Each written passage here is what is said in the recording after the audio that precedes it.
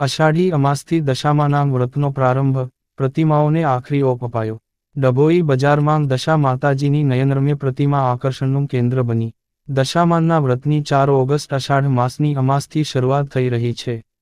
5મી ઓગસ્ટથી શ્રાવણ મહિનો શરૂ થઈ રહ્યું છે અને 2 સપ્ટેમ્બરના રોજ સમાપ્ત થશે.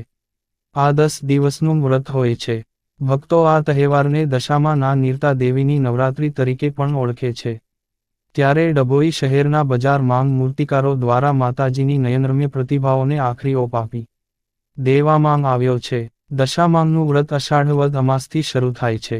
દશામાના પવિત્ર તહેવાર વ્રત 10 દિવસ સુધી ચાલે છે, જેથી ખાસ કરીને મહિલા શ્રદ્ધાળુઓમાં ભારે હર્ષોલ્લાસ જોવા મળે છે. હિન્દુ સંસ્કૃતિમાં અડધો અષાઢ માસ વીતે એટલે જુદા જુદા વ્રતની ઉજવણી શરૂ થઈ જાય છે. દશામાનું દેવી દશામાને સમર્પિત હોય છે અને ગુજરાતમાં પરંપરાગત કેલેન્ડર મુજબ અષાઢ વદ અમાસના દિવસે મનાવવામાં આવે છે. દશામાના વ્રતની અષાઢ માસની અમાસ 4 ઓગસ્ટથી શરૂઆત થઈ રહી છે, જે આગામી 13 ઓગસ્ટના દિવસે મંગળવારે સમાપ્ત થશે.